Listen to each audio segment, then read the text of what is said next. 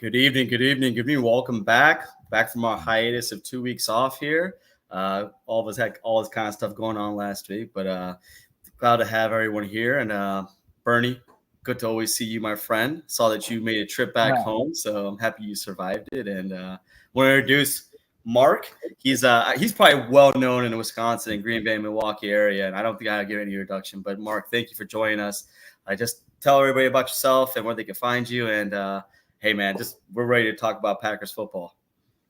Absolutely. So, Marcus. Marcus. See, I knew it. I knew I was messing that up. I apologize, man. No, it's all good. I mean, as someone who spells his name the way I do, I've been called like literally everything: Marquise, Marquis, Marquez, Marquez, and yeah. So Marques Eversoll, and I work for the Fan Sports Radio here in Green Bay. So I know you guys are on opposite ends of the country, but I'm right here in the heartland, if you will. And I know we just broke for mini camp. 5 weeks from today, we start training camp, but not a day off without talking Packers. Still plenty of stuff to talk about. So I appreciate you having me on. Hell, man, thank you for joining us. And I know what it's about the whole name thing because mine has a 4-letter name, and I've gotten every variation from. I used to tell people Amar, and then that's not the right way of saying it, and I'm like, it's like summer without the S. But for years I was doing it to my wife, who's Indian, was like, dude, what are you doing? Like, you need to teach people how to say your name right. Because it was either Omar, I got Bubba, I got Amer, Amir, Amari Stoudemire. I got everything, man. So I feel your pain. Yep. No harm, no foul. It's all good. And Bernie, my man, please, man. How are you doing? How was Wisconsin? What's going on? Dude, it was fantastic to be back in the motherland. I was all the way up in Wausau for a wedding, and my hometown, Nakusa. Spent some time there visiting my folks, and then we were down in Milwaukee. Hung out with Robin Adams. We went to a Brewers baseball game. Walked around Lake Michigan as much as possible. I ate as much cheese as possible as well, and I found a new Milwaukee place to eat that I did not know about. It's called Solly's Grill, and they have butter burgers. It's like the original butter burger there, and I'm telling you, you got to go. It's been family owned since 1936, and it was like the nicest butter burger I've ever had. Melt in your mouth, but damn, okay, you gotta hype it up. And my son came home a completely different person. Right, he's 10 months old. Okay. He is crawling to like the next level at home. He's pulling himself up on everything. He's super social. Like, he went to the wedding and all these family gatherings. Now every time we go anywhere where there's a lot of people, he thinks like everyone's there to see him and meet him. And he's just like reaching out to complete strangers to like hold him because he enjoyed those social interactions so much. So it was a blast, man. I feel revitalized coming out of Wisconsin. So, great trip. What's up, Marcus? Good to meet you, man. And, yeah. I was going to say he had some of that Wisconsin water, and that's all it took. He just woke him up. I can relate a little bit. My son is almost 16 months now, and it's just insane. Like, I went to Vegas for the NCAA tournament, and I was there from Thursday to Sunday, and I swear in those 4 days, I'm like, what happened to you? I mean, it truly is like every day. And then once they start walking, they start running, and it's like all bets are off. I mean, right? And like you said, I mean, he's so social. Like, when I'm in public, I kind of just like put my shades on and just kind of, okay, I'm at Target to get X, Y, and Z. And Cal, my son, he's just like everyone that hi. It's like chill out. Like we're trying to get in and out, and he's like too social. It's fun. It's a lot of fun. Once they get mobile, it's all she wrote. And I got two little ones. One's 8, and the other one's turning 6 here. 2 girls. And man, like when they were that age, basically saying hi to everybody. And my oldest was talking like at 6 months. So just imagine, she's basically like her damn dad. So it's ridiculous. So I'm already social as it is, and she was taking it to a whole nother level. And I'm like, girl, like Drake, no new friends, man. What are you doing to me right now? I gotta make play dates with these random people. This is killing me. Come on. Yeah. So, oh man, okay. Well, everyone got a little kid story going on, but let's talk about our Packer brethren over here, seeing everything going on from training camp what were your thoughts? Not take a step back a little bit to like just the draft and how it all kind of turned out, right? And what were your thoughts just on the overall the draft, even the first round pick, the whole 9 yards? So I thought it was a really good draft in respect to just hitting needs, right? I mean, everybody expected him to hit the offensive line. They did that with Jordan Morgan. I think 99% approval rating for what they did in the second round, specifically with Edgerrin Cooper and Javon Bullard. Those are just sexier picks. I mean, exactly, you get the best linebacker, probably the best safety in the draft in the second. Like that's just more fun to talk about. Mm-hmm. But there's nothing more important than having a good offensive line. So if Jordan Morgan pans out, then but at the same time, my draft crush was Terrion Arnold. And the fact that he was a pick away from the Packers and then the Lions, like we'll never know probably truly if they would have taken him at 25. I agree. Yeah. I'd be stunned if they didn't have him really high on their board. And I know it's in the past, whatever. He's a Lion and Jordan Morgan's a Packer, but it still hurts. It still hurts. I mean, part of me still wonder. Yeah, like I mean, I feel good about the draft, but I would feel amazing about the draft. Terrion Arnold at 25, to think he went 24, that slows things a little bit. But then I know not to go through every pick one by one, but the Marshawn Lloyd pick, I don't want to overreact to anything. Obviously, they haven't put on pads or anything, but if there's one takeaway that I had just watching OTAs and minicamp, that dude is going to be fun to watch. Yeah. Like every time he touches the ball, I mean, he's got his teammates literally oohing and ahhing out there, just making guys miss and juking people. So I realize he's got a fumbling problem. So that's another reason why he'll keep everybody on the edge of their seat. But I mean, truly, I know it's early and they're not putting the pads on yet, but that guy is electric. I was going to say, it's not like we have a fumbling problem in Green Bay, right? I say that sarcastically. But no, you're right, though. I was going to say, like, the way I mean, it's pretty documented that I was like, I threw my phone when I saw the pick for Jordan Morgan. I was like, oh, I knew that. I was like, Andy Herman called that shit. I was so mad. And I was like, but like you said, not the sexy pick, right? I was the Cooper DeJean guy through and through. But Terrion Arnold was the one where I'm like, oh, he's falling. And then right before we picked, I'm thinking like, there's no way Gutekunst would have said no to that. He was like a consensus like top 15 pick to drop that far.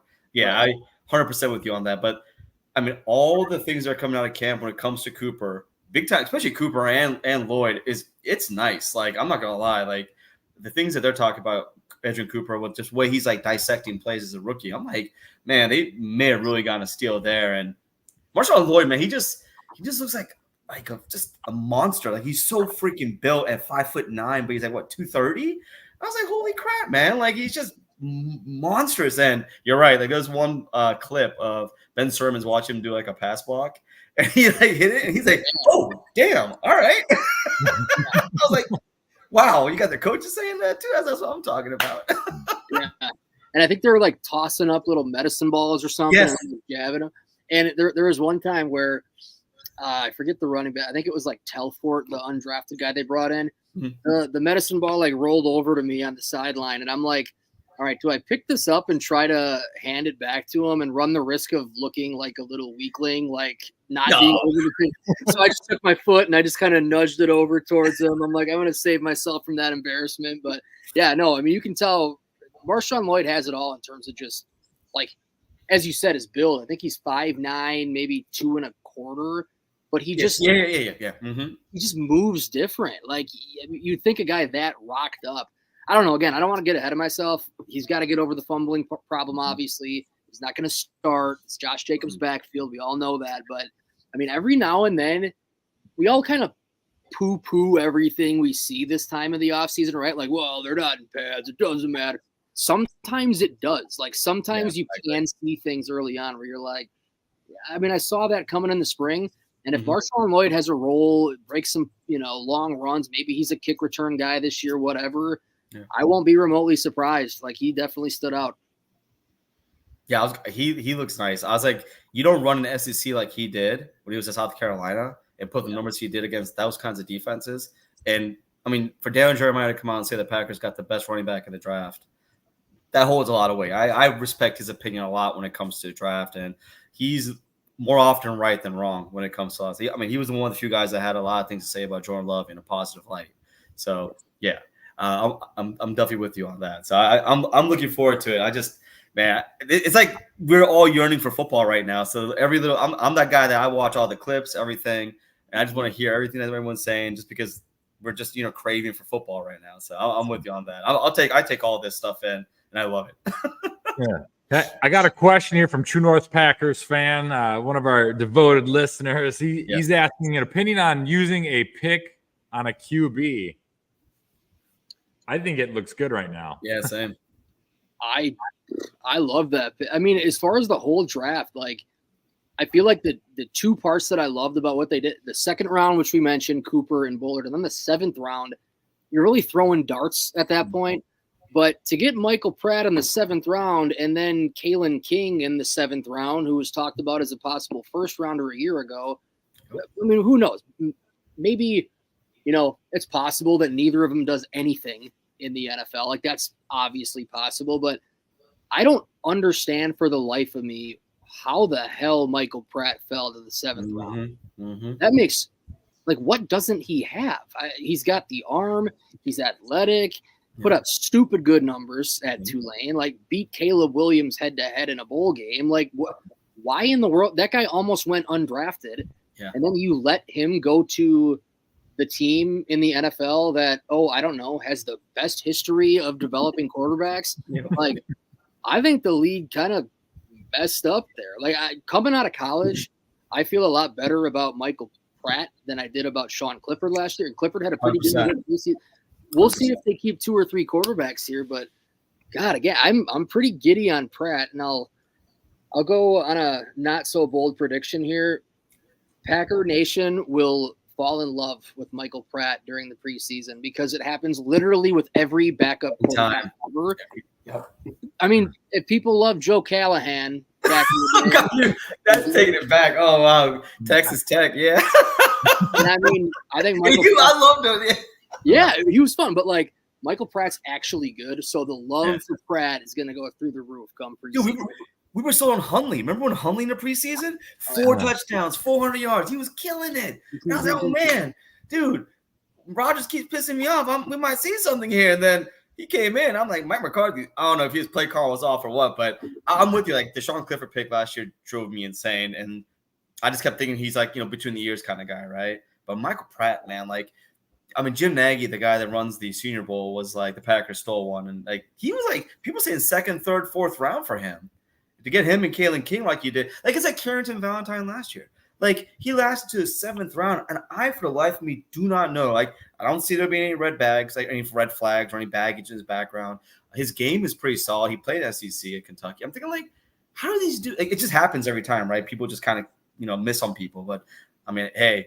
If Gutekunst's gonna make something out of these 7th rounders, I am not complaining one bit. I just want my guy is Jacob Monk because I'm like one of the guys petitioning with picketing on at 1265 for Josh Myers to be no longer the center. I'm just that guy right now.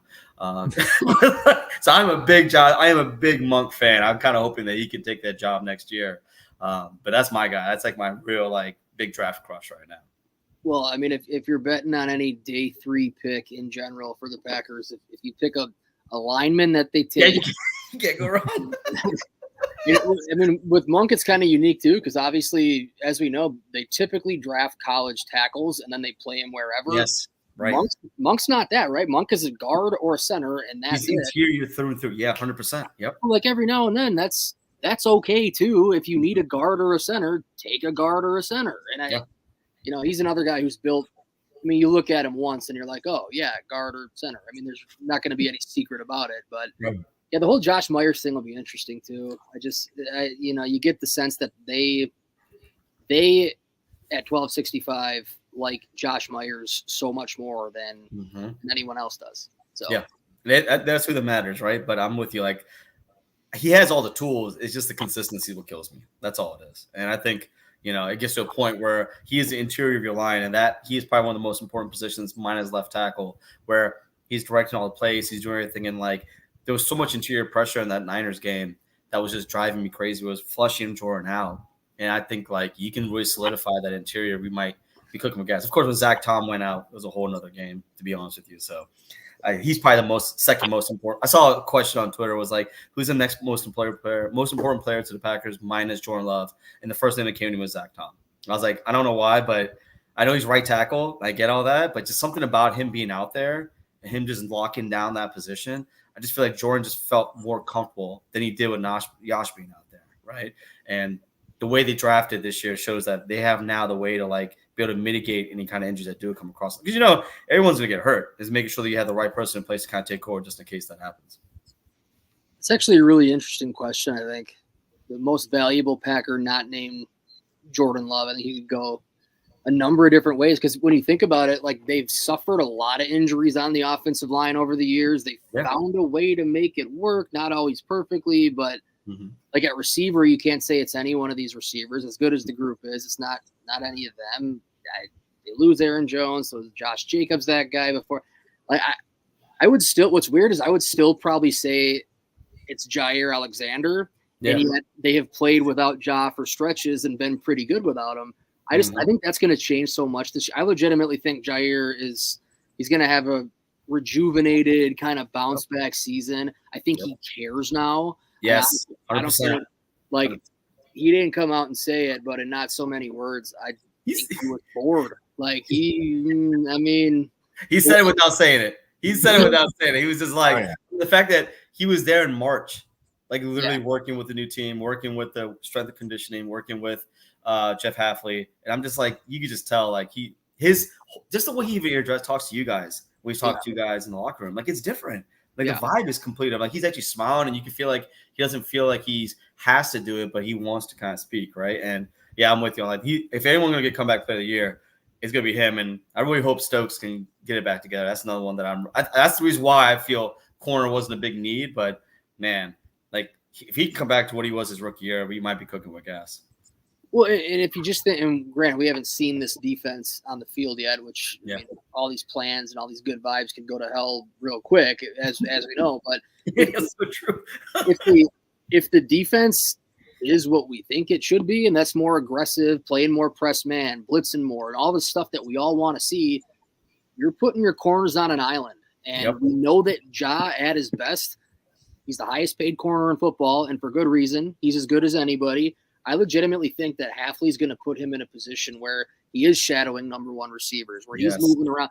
And at that level, again, I don't want to overstate it. Obviously, the quarterback's the most important position, but Jair Alexander could be put in position to literally win or lose games for them this year. And I think that's when he's at his best. The more pressure that there is on him, like you're paying, that's what drove me, and everybody else so nuts about it over the years. It's like, so you're paying him more money than any cornerback in football, but yet your game plan every week is to just kind of like play off. We'll be back here, keep everything up there. We'll be just, nothing over the top, guys. Like it's 37 and you're playing 12 yards off. Like, well, then what's the point of even having him? So it kind of like the scheme protected your corners, and yet you made the investment to keep him. So what's the point? I don't know. I'm looking for another all-pro year from Jair this year. I'm so excited about that.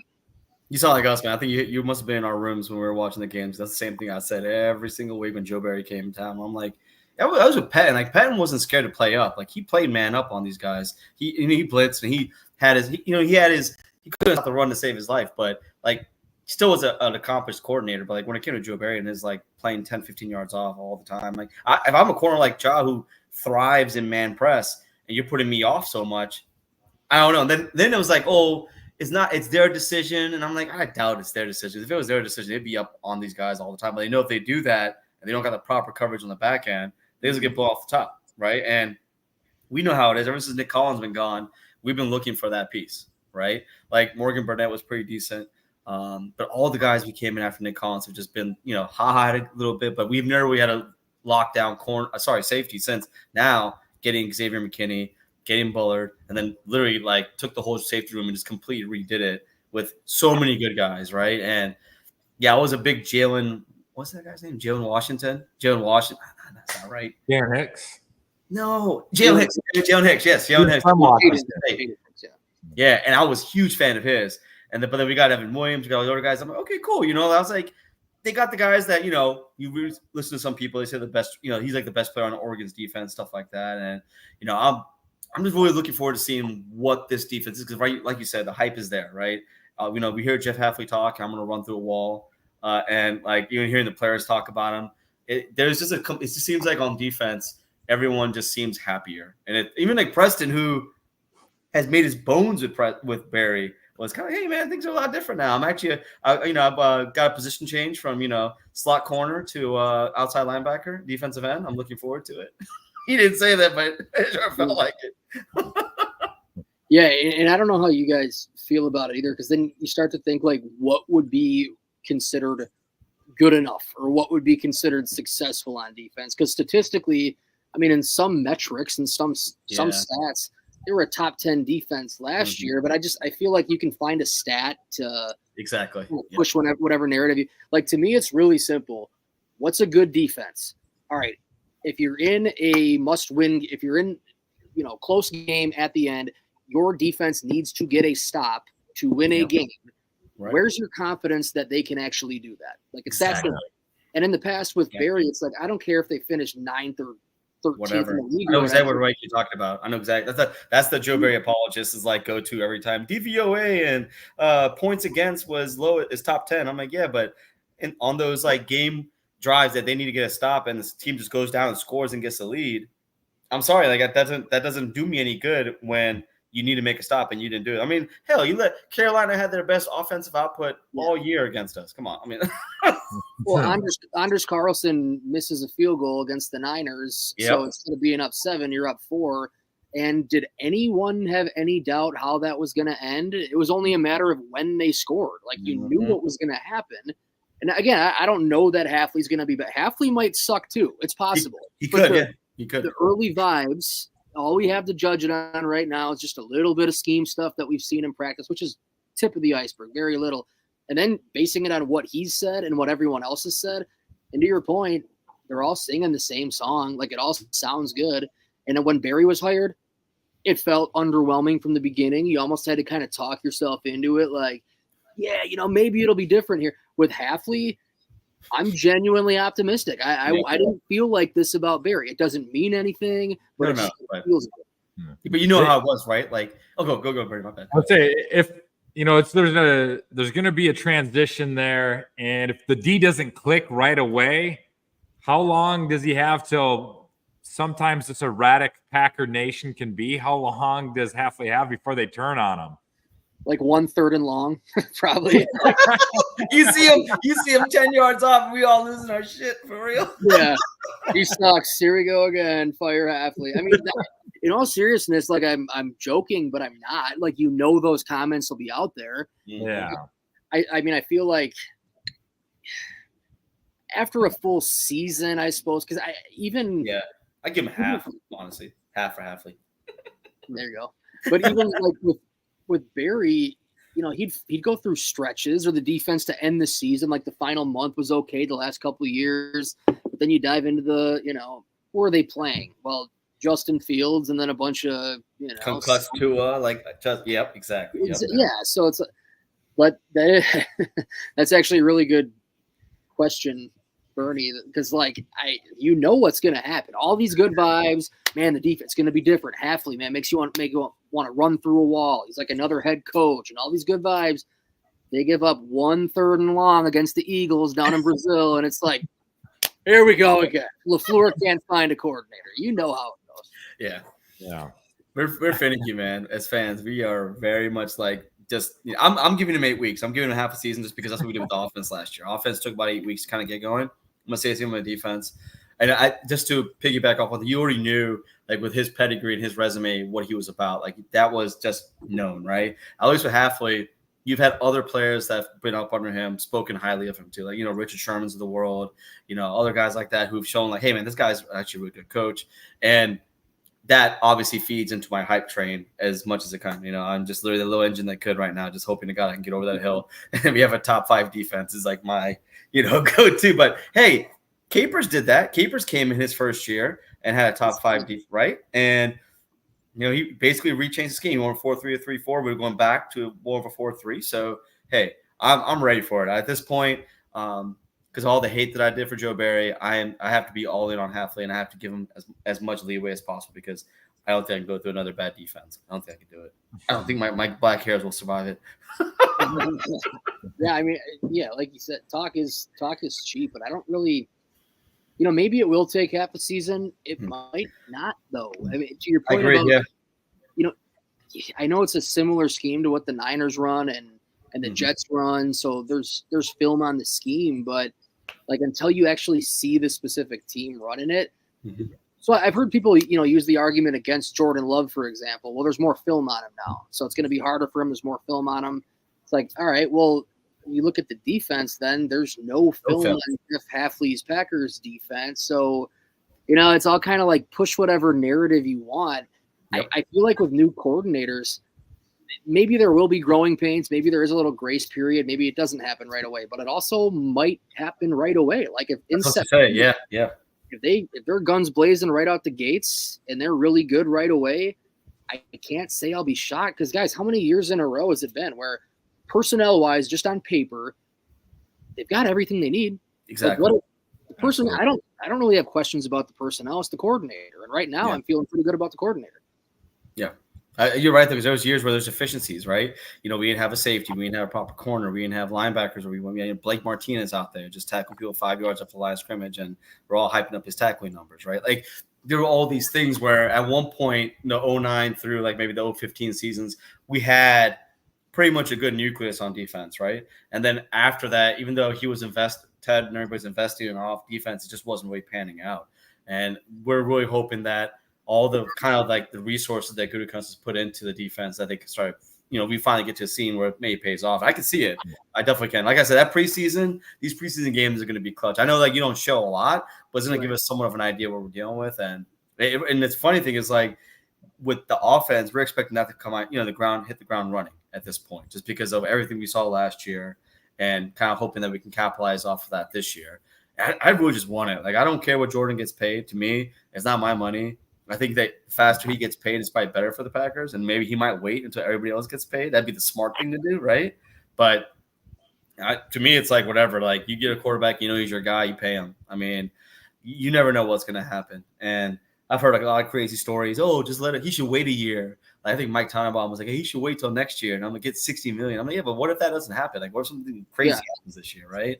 I was like, no, you pay him now. Like he bet on himself last year by taking that extension. He needs to get taken care of now. And I know David Mugata is the kind of dude that he doesn't play. Like, he looks out for his players. That you could tell with the contracts he's kind of negotiated here. So yeah, I just I know I was a big not the biggest Jordan fan. I don't think anyone was really. Not a lot of people were not Jordan fans when he got drafted. And of course, I'm eating crow now, and I'm perfectly fine with that. I'll eat crow until whatever. I did that with Rodgers, so it's okay. I'm in that same boat again, right? How are you feeling now about Jordan, just where he was and to where he is now? And what do you think about this whole contract discussion? Like, I'm pretty sure we'll see something before training camp. That's what they normally do. Well, how are you feeling about it? I'm 100% sure they're getting the deal done, and it's going to be worth a ton of money. I mean, like what Trevor Lawrence got last week, $55 million a year. That's got to be ballpark what Love's getting. And I understand that. I'm not telling every Packer fan that you need to love that. No pun intended. Like, I get it. He's played half of a season really well. That's not a huge sample size, but it's a weird market. Like, this is how it goes. And really, how you feel about the Love contract boils down to how you feel about his potential. Like, if you think last year, the second half of the season was as good as it's going to get, then yeah, you probably don't feel really good about making him one of the highest paid or the highest paid quarterback in football. If you think he's going to continue to get better, and at his age, I don't know how you think anything else. Like, that should be the baseline, and he should continue to get better. Then it's not going to take long, and suddenly this $55 million or whatever deal that he signs here, it's not going to take long, and that's going to look like a bargain. Like, the market changes so fast. What's weird about it is it feels like, on one end of on the y-axis or whatever, it's like, what have you done to earn the contract? And then the x-axis is how good can you be? And right now it feels like how good can you be maybe is way more important than what you've done. Right. Exactly. So you don't really pay guys based on what they've done. It's more, you have to play well to get the deal. But as long as you show your team that you're good enough to maybe be elite, like maybe you're not there now, but maybe you could be elite. If your contract's about to expire, you're getting paid elite money. That's how it works. You don't have to like it. That's how it works. So I'm kind of with you. Like, I don't really care what there's no deal they could give Jordan Love right now where I'd be up in arms saying like, oh my God, too much money. What are they doing? Because if he keeps getting better, then not even a year from now, all of a sudden we're going to look at that deal like, damn, good thing they got it done when they did. Russ Ball's not going to mess with that either. And it's like you looked at Mahomes' contract when he signed that 10-year deal, $500 million. Be like, oh my God, it's crazy. Look at it now; it's a freaking bargain. And it's the funny thing is, like every year with these contracts coming up, people just whatever he signs, it's going to get beat. It's going to get beat next year. And honestly, I saw when Trevor got paid, I was like, Trevor Lawrence, hey man, more power to him, but he's really not done anything. I mean, yeah, he's had some decent seasons. Don't get me wrong, but I've been kind of on record calling him a mid quarterback just to talk trash. Just to be mean, but the truth is, like, you look at his numbers compared to Daniel Jones's, for I guess a good 2-year, 3-year stretch is not much of a difference, And even Jared Goff for that matter. Jared Goff has been to a Super Bowl, but that was with a really all-star Rams team, and they kind of lucked out in that championship game against the Saints. But mine is that what has Goff done? Goff can't play outside. It's proven time and time and time again. He got paid 54 million, 55 million a year? 53, thank you. And so, I know I saw Homer's like, oh no, he can't get Jared Goff money. I'm like, why not? I was like, if what he did last year is the floor and his ceiling is still yet to be found, like for when it comes to Love, I was like, hey man, you're paying him. You're taking care of it. Yeah. Yeah, it's funny too. I posted a couple questions. So after the Goff deal and then after the Trevor Lawrence trade, I posted, so who would you rather have as your quarterback right now? Not who's better necessarily, just who would you rather have as your quarterback? Jared Goff or Jordan Love, and then Trevor Lawrence or Jordan Love. And both of them were roughly 95% Jordan Love over the other. I mean, most of my followers obviously are Packer fans. I think I reshared both those things too to get more people in it. But yeah, you're right though. But at the same time, and then I'll ask so what do you think he's worth? And I've got some people in my mention. I think most Packer fans get it. Like, he's going to get paid, like it or not. He's going to get paid $50+ million a year. But I still have some people in my mentions that are like, well, I think he should take a more team-friendly deal right now. He should do something more like 30-some mil, maybe like the Baker Mayfield deal. I think he's making $35 million a year. And it's like, okay, so on one hand, you're saying that you'd rather have Love than Baker, than Goff, than Lawrence, but he should take less money. It's so easy to say that from the outside looking in, but that's just not how it goes. Like, you're going to make as much as you can make, and I'll never fault anybody for doing that. No, couldn't agree more. You got to get the bag when you can. Nothing in life is guaranteed. So, I'm all there with Love taking the deal. How many years do you think he signs for? Like, what's the max length you think this deal could end up being?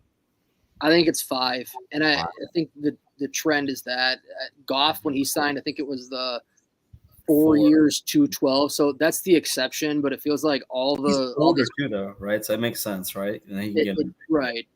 So like Lawrence was 5 new years. I think Jalen Hurts was the same thing. If I'm not mistaken, Lamar Jackson was 2 last year. It feels like 5 years.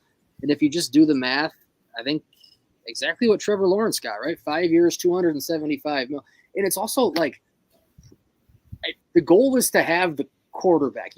Perfect scenarios is CJ Stroud, right? You have a franchise quarterback on his rookie deal. But it's much more important to have a good quarterback than have a quarterback on a rookie deal. Right? I mean, that's pretty simple. Yeah. Exactly. The Texans have the perfect scenario, but the Packers have the goal. This is what you want. This is why you draft Jordan Love in the first round, is so that you hope he's good enough to eventually pay. And now we're living in a world here. Think about the conversations we're having a year ago when no one knew shit. Like, we all like we knew. Well, Love looked good in Philly. He played 10 snaps in that game. Like, no one knew. And now we're talking about Trevor Lawrence, who was the golden-haired, golden boy prodigy of quarterbacks. Sunshine from Remember the Titans, Right, like, wins the national championship. He's the guy. He's the closest thing to Andrew Luck. And now we're talking about, well, I'd rather have Jordan Love than Trevor Lawrence. It's like, when you just take a step back, however you feel about the contract, and maybe he's going to get paid too much money or the sample size is small, it's like, we have come a long way in the span of a year. Like what Jordan Love did over the second half of the season, Because 2 months in, they're 2-5, and he's got the lowest completion percentage of any quarterback in football. Offense sucked, and he was legitimately, statistically, the best quarterback in football over the final couple months of the season. Like, to think that it's almost, unanimous amongst Packer Nation that you'd rather have Love over Trevor Lawrence. I just feel like every now and then you got to take a step back and just think, like, damn. It's pretty exciting because it's like a whole new window's open right now. That's what I love too, is like the whole the argument. Well, he's only played half a good season. I'm like, yeah, but it was the back half. It was a half where they had film on him. It was the half where they kind of got an idea about what they were dealing with, and it wasn't like he went up and down. He went down, down, down, down, then up, and he just kept going up. And like he really didn't look back into that Niners game. And bad throw, he admits it. I appreciate the accountability, right? But you're right. Like at the end of the day, you do look at like the Trevor Lawrences of the world. You look at the Joe Burrows of the world. I mean, Joe Burrow, he got to the Super Bowl, right? But I think the biggest thing I'm looking at, these quarterbacks that are up there, like even Josh Allen, all these guys, they're all starting to have – you're starting to see some deficiency either in their game or their health. And when that starts coming into play, you have to worry about that. And one thing we can really say about Jordan Love last year was, I think he did get banged up, but he was never on the injury report. And he was taking some hellacious hits. And he would just keep getting back up. And, your best ability is availability, right? And I think like seeing him be 24, 25 years old right now, turns I think 26 this year. I was like, nah, man. I was like, that you got your guy, you run with it. Because I remember, like you said, last year we were 2-5. You got people thinking like, wonder how Caleb Williams might be in Green Bay. Like, that was the conversation, right? Like it was pretty bleak. And I know, I remember the Minnesota game where like people cheered in the stands for us finally getting a first down or something crazy.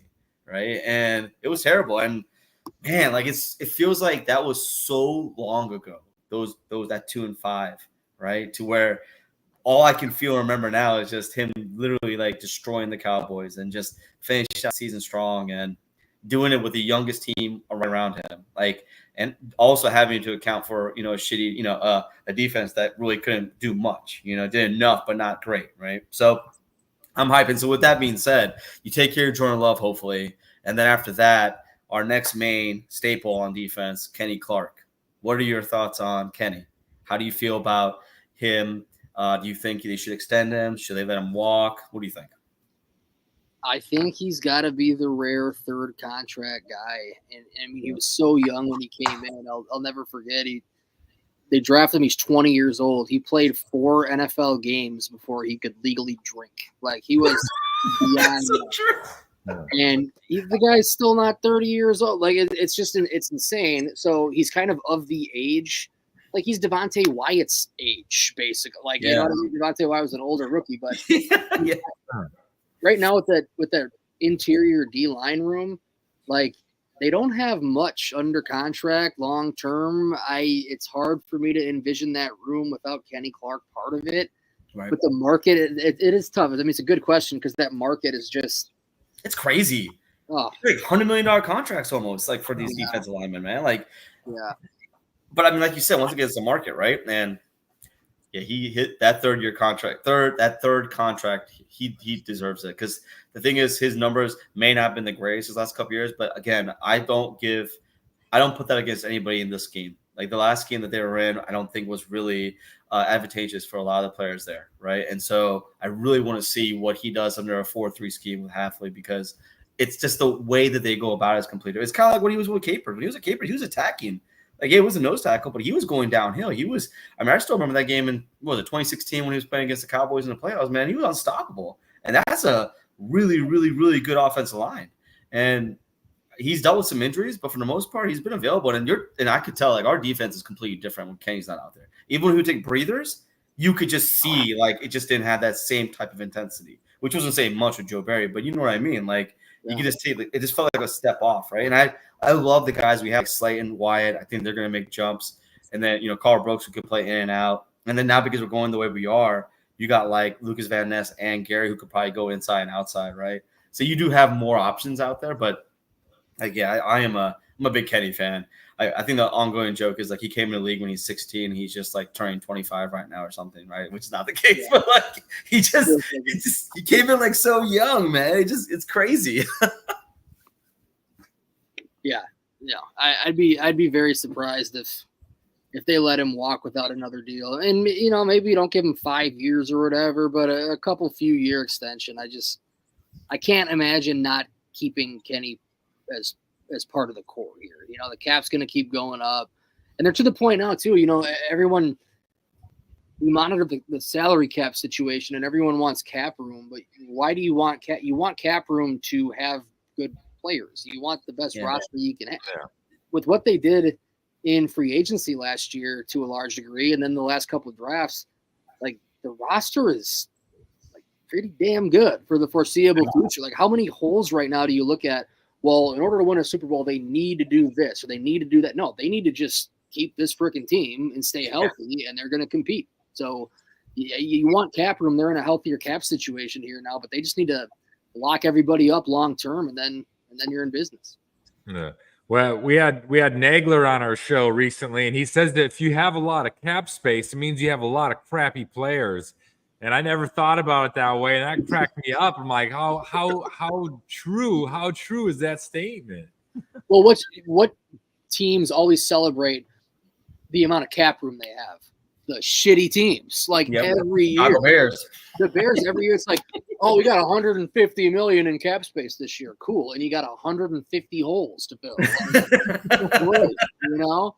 Like the Bears every year, it's like March, April, and May is the best part of their year. And then the season starts, and it's like, shit. All right. You know, here we go again. That's it.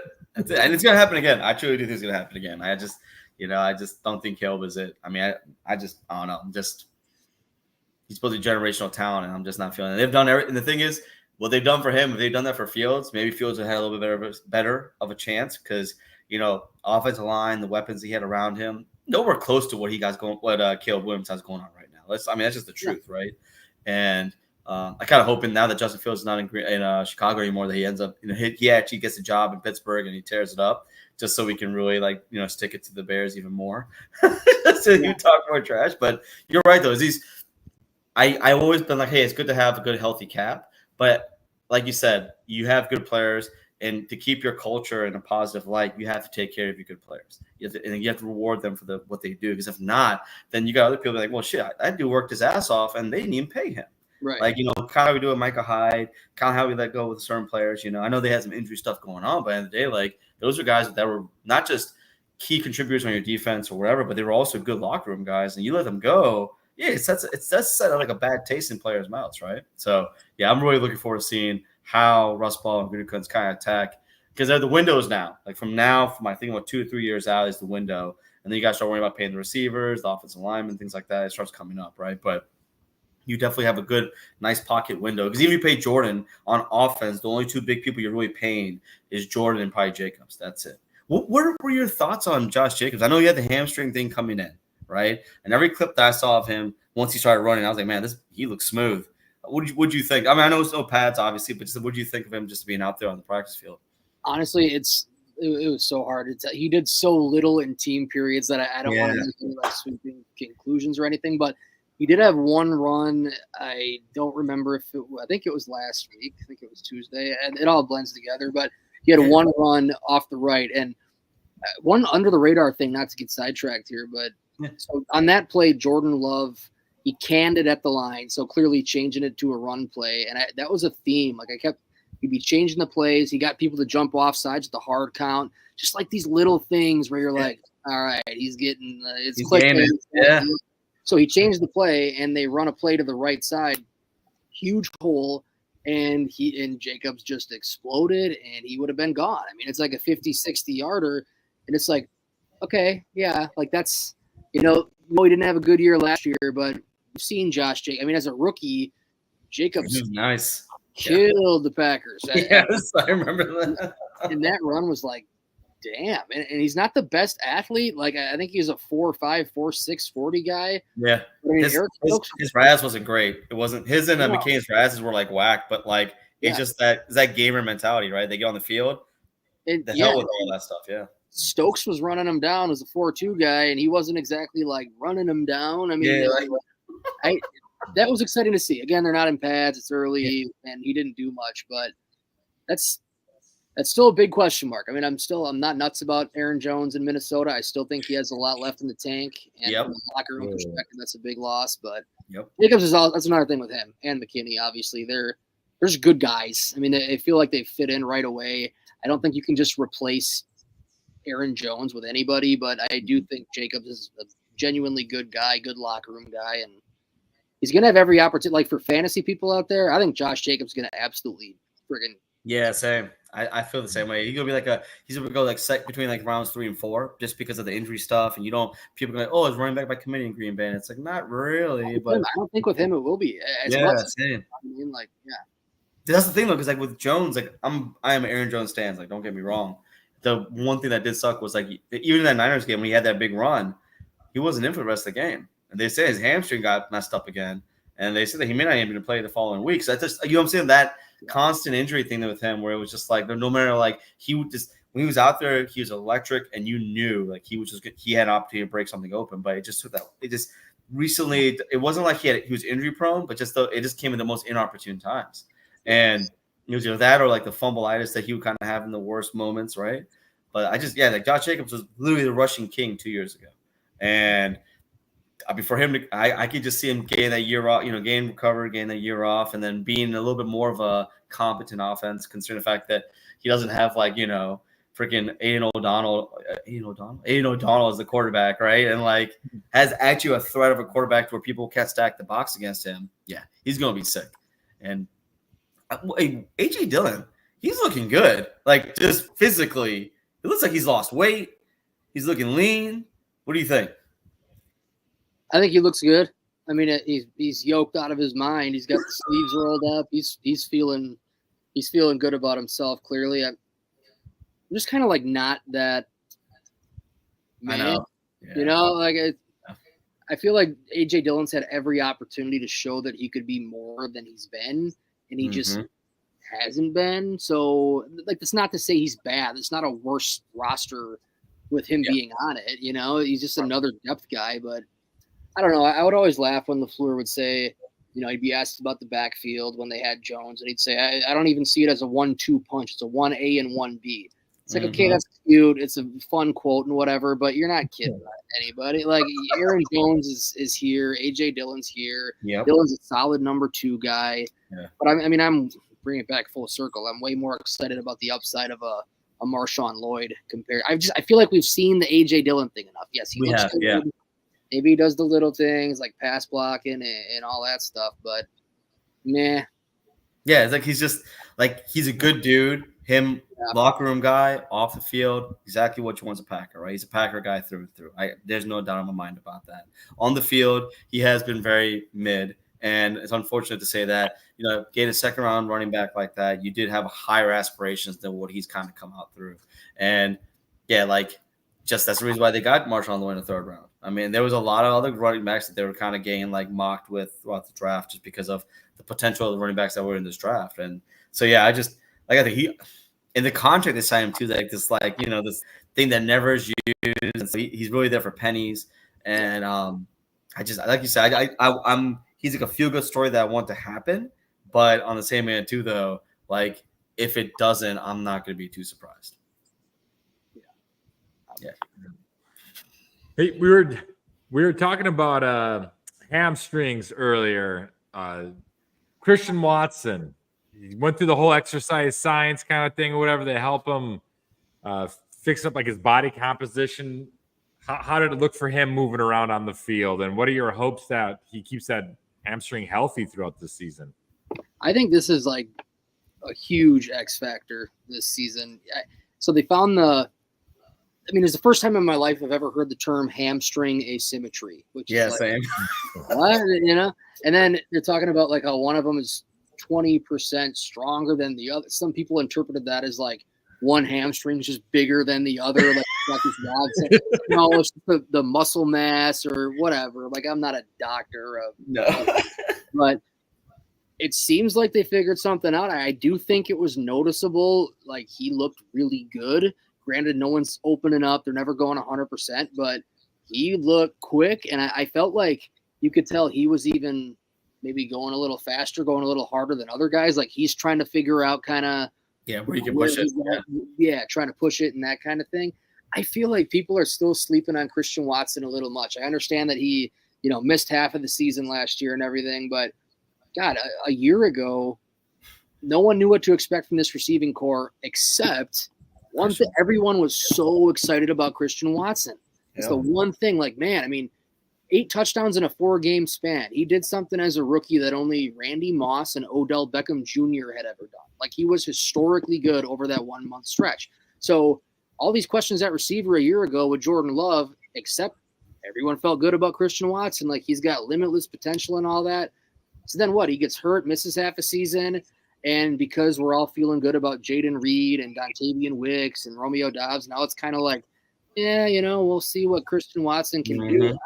If Christian Watson plays 17 games and you ask me who I think leads the team in receiving, I'm still going to say Christian Watson. Maybe that's not in catches, but the good Lord only made so many human beings who are 6'4" and run 4.3. He is a freak, an absolute freak. So if he's on the field, sky's the limit. Yeah, he's so talented. And funny thing is, that was the leg that had the deficiency was a leg that he tore a meniscus in college, right? So you can see why he may have had that unevenness, right? And for him and Stokes to get that figured out at what was it? Where was it at? What school was it at? I forgot. My bad. University of Wisconsin, right? Was it Wisconsin, right? In Milwaukee, right? Or at Madison? It was in Madison. Right? Yeah. And for them to figure it out, I was like, wow, I was impressed. And I just saw one clip of him running a route, just a comeback route. And I saw Jaden Reed on the other side. And just seeing the way he moved, I was like, holy crap. Like you said, he just looked extremely more faster than everybody else on the field. And it's just literally OTAs, So this is my hype machine just getting all crazy, right? But just like you said, those stretches where he was healthy and he was playing, he was a man amongst boys. You couldn't contain him. And he was just find a way to get open and gain touchdowns. And you get a full season of that. The league ain't ready for that. I don't think they're ready for that. And then all these other guys, that's the thing that scares me. It's everybody wants to gets the ball. Everybody wants to get paid. Everybody wants the notoriety. They want the glam, the fame with it. But if they can just kind of be like, hey, let's just do this together and let's get this right. Let's get that ring. Man, it could be something else. It really can. Because that's how the Packers were when they had Greg Jennings, James Jones, Donald Driver, Jordy Nelson, right? There was nobody really at that time when they won the Super Bowl was really chomping at the bit being like, oh, I'm the number one. I'm the number one. No, everyone just got their job done. And you had blow-up games by Jordy in the playoffs and things like that. But, man, if you can get that kind of camaraderie to keep going, man, it's going to be nice. And then we didn't even talk about the tight ends yet. I need Tarek Kraft to relax on what the hell he's been doing in the offseason. Too much cutting down trees and shooting shit because it messed up his damn pectoral. I can't have that, man. I need my man out there. Yeah, and Musgrave too. I mean, athletically, he's just Luke Musgrave is like the tight end version of Christian Watson. He's 6'5", almost 260. He flies. They were running end arounds, jet sweeps with Luke Musgrave. Last year. It's wait, what? They're not supposed to be doing stuff but he's got that kind of skill set. If he can just not fall over and trip over himself, then he's truly almost too athletic for his own good. I feel like it's his only problem. He just he moves too fast for a guy that big. He's busted at the seams. Yeah. Since we're on the topic of pass catchers here, I want to talk about one of my favorite dudes, and I hope he is not a flash in the pan. That's Bo Melton, and the true depth of this wide receiver room. I personally think he's got more than that 15 minutes of fame in him, and I think he's still playing with that chip on his shoulder. Mm-hmm. It's a good call. We talk about this receiving core. There's the big four, and I think there's a separation there. I do. Watson, Dobbs, Reed, Wicks, but Bo Melton is on the team, and down the stretch last season, I'm not sure everybody remembers. I think we all remember that he had the first 100-yard receiving game of anybody on the team last year, New Year's Eve in Minnesota, but had a big game the week prior to that, Christmas Eve in Carolina. He scored a touchdown in the playoffs against the Niners. Bo freaking Melton scored a touchdown in the playoffs last year. Think about that. Just to get those snaps and be involved. that's not nothing. Like, I'm not saying Bo Melton's going to be Watson or Dobbs or whatever on a week-to-week consistent basis, but the guy's on the team, and he was getting hella snaps in the stretch run when they were playing their best ball last season. Bo Melton was playing, and I feel like that's the best part about Matt LaFleur is his game planning specific to that opponent. I think some weeks it could be, a Wicks week or maybe a Musgrave week or then Watson. But Bo Melton's the kind of matchup guy that can give teams nightmares. If he thinks he can get Bo Melton matched up on, let's say, a shitty slot corner or something on that team's, on that opponent's defense, like, get him isolated on him. You can't cover the guy. He's too damn quick. And I also think people think about Bo Melton and you almost pigeonhole him as a small slot receiver. Like, he's not big, but he's like the same size as Jaden Reed. Like, he's 5'11", 190. He's not Wes Welker. He's not 5'8", $180. He got a little size on him. Yeah, and he's what you were saying before. Like, God only made so many big men, and the truth is, when it comes to speed, God only made so many fast guys. He is fast. Like, his times coming out of Rutgers were nasty. Like, him and his brother are just quick dudes, right? And for him to be, it's just like harnessing the actual wide receiver position, and he showed that last year. Like, he got his shot and he ran with it literally. And man, like, that's why, like, I'm like, I love Malik Heath. He's like the goon. He's the Alan Lazard now, right? And his camp, based on things I've heard or whatever, hasn't been the greatest. It's kind of like Sean Clifford getting picked off by like Zane Anderson like 1,000 times, Mm-hmm. But like, training camp comes around, these things kind of weed themselves out, And I'm really hoping they can find a way to keep at least 6 guys. I mean, there's got Dubose that's out there who also has had, like, he's good, but the problem was the injuries got jacked him up last year. And they say that he's healthy now and he's been looking really good. And man, like, it's just, we were really concerned about the receivers, and now it seems like we have a good problem than a bad problem, right? Where now we don't know who we're going to keep. And before we were like, oh shit, who do we have? And right. I love that. Like, it was Goody has found a way to kind of find deficiencies on the roster and adjust them by almost literally like throwing as many darts as possible at it to see which one's going to stick. And for the most part, most of them stuck. Hey, Marques, I know you got to get going soon. I want to respect your time, but before you go, I saw today there's going to be 16 open practices to the public.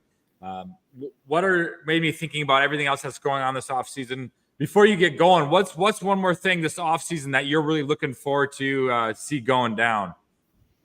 Or maybe a player you're looking forward to seeing in practices and stuff. Okay, yeah. I'll give you one name, and that is, well, now I got 2 that are coming on. So Carrington Valentine is where my mind goes immediately. I feel like this is it. So I mentioned earlier, like, Marshawn Lloyd already looks the part. I'm excited to see Marshawn Lloyd again.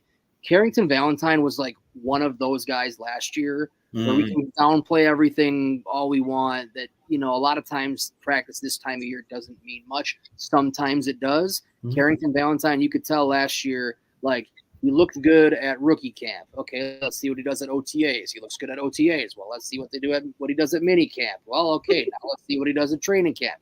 Now let's see what he does when he put the pads on. And like, every check. And now, one thing he's always been able to do is play man, just like line up. Yeah. Well, we expect more of that with Hafley. And you just listen to the way LaFleur has been talking about Carrington Valentine. He's been hyping him up, man. I agree.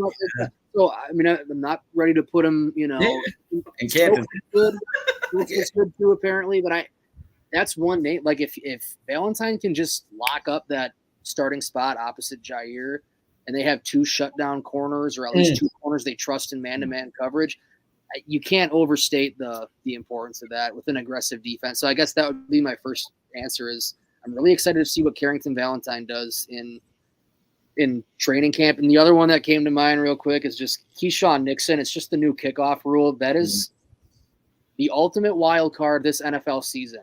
No one has any fucking idea. Like, no one has any idea what this new kickoff rule is going to be. It might be week 1 and we see like a half dozen touchdowns on kick returns. It might be nothing, but might see, it might completely change the game. Like, we don't know. And the Packers have back-to-back first-team All-Pro kick returner on their side, so that's a good thing. Yeah, I'm still trying to wrap my mind around the rules and try to get understanding. I want to go back. Is it UFL that has the those XFL, right? Yeah, so I got to go and watch what they do because it just sounds insane. And I know you were saying like Marshawn Lloyd might be back there, and I think, man, his size for that, oh my gosh, ain't no one trying to tackle him. Sorry, him going full speed at you like that? Yeah, I don't know about all that. So no, man, that's awesome. Yeah, I was gonna say I can't wait for training camp. I can't wait to see your updates. I think I have like so many notifications on that just gets me like just a feed of videos and like commentary. But looking forward to it. Yep.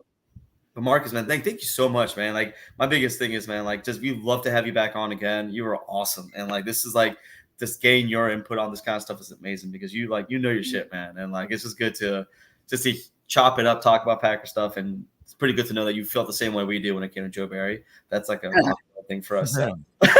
At least for me.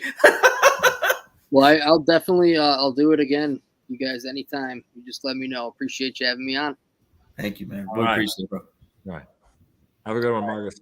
All right. Thanks, guys. Take care. Have a good night. All right, man. Good to see his perspective. Great sense of humor there too. And man, he's got me thinking, like about that kick return rule. I have watched some highlights of it. It's really bizarre looking. It's like all of the return guys are like on the 20-yard line, and then like the kickoff team is just like 10 yards away from them, and the kicker's back in the normal spot of kicking off, but like no one can move until like the return man catches the ball or something like that, or touches the ball. And so that way, when the return team is trying to block, there's not the guys that are flying, they're not flying after, hitting top speed at 60 miles per hour. They're only 10 yards away from each other. However, though, that opens up the possibility of different blocking schemes and potentially, setting Nixon free. So it's like you said, it's like we have no idea. And I'm really looking forward to that too, because having one of the most dangerous returnmen in the game right now, it's nice to have that. Dude, you're not lying, man. It's gonna be crazy because like there's like a tripod, right? When it comes to like any team, right? You got the offense, you got the defense, you got special teams, and this just puts more of an emphasis on special teams and how much more important it is. And like even hearing like LaFleur talk about his last like presser was like, hey, does it make sense to just kick it out of bounds and let them get at the 30, right? And just trying to figure out a way to kind of game the system. They're practicing squib kicks because trying to get the ball down the field in the zone, but then be able to still recover it or things like that. Just the amount of different ways to try and attack it, it's kind of crazy. And you know what? This is Rich Bisaccia's time to try to earn that money, that he's been getting paid. And there was something here that true North Packer fan said, and I need to put it out here real quick. How much money? I'm going to tell you ass right now. This dude turns his shit around. Because I've been hearing a lot of good stuff in training camp. He's been hitting everything for the most part. And our boy, our long snapper, what is my man's name? Peter, what was that dude's name? Bowden, thank you. Bowden or Loden? Bowden, right? Bowden, yeah. Bowden, yeah. He could take that job and solidify. Because I'm telling you, like, as much as I'm hating on Carson, they said that a lot of it had to do with the snap. And it was just the snaps were low, they were shitty. So if he could take over that thing and lock that down, because once you get a long snapper, really, you ain't moving that guy out for like 20 years. Once you get a good one, you keep him, right? Like we had Rick Lovato in Green Bay. We cut him, and then he went to Philly, and he's been there since. And like literally, he's like a freaking all-pro, like freaking long snapper. So I just need that to get locked in. And if that happens, and Carson turns it around, dude, hey, I'll eat crow, dog. I'll eat it. I'll stop bothering Mason Crosby to come back to Green Bay. And I'll let it go. I'll let John Bates go, who went to the Lions because he's an asshole. And and like I'm down. Carson, make me eat crow, man. Rashawn Gary did it. Jordan Love has done it. Aaron Rodgers did back in the day. Carson, it's your turn, dog. It's your turn. Jordan Morgan might do it too. I'm down. I'm ready to eat. I'm ready to eat. Let's do it. Another question from True North Packers fan I liked earlier. Well, I'm not sure if I like it, but like it's intriguing. Does A.J. Dillon finish the season as a Packer, right? If Marshawn Lloyd really shows himself, if Emmanuel Wilson looks good too, is that a player that we move or? I think they keep him. Special teams. Yeah. Like he was pretty integral on special teams, and I think because of the kickoff change, like you're going to need to really have good guys out there to block and be able to kind of handle those situations, right? Very and true. one thing that AJ Dillon has always had is pass blocking. He's really good at pass blocking, and he may have once or twice ran, kind of like the lead blocker for Jones, when they have the pony set.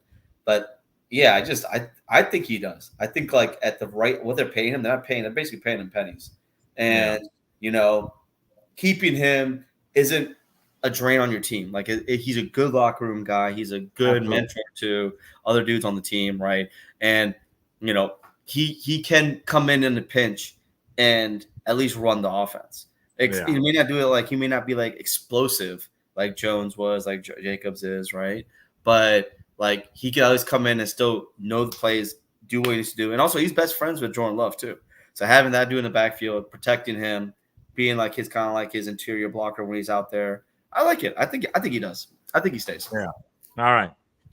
Well, hey, I'm kind of there with Marcus too on my time. I'm respectful of our listeners' times, but if maybe I'll do my last words first here.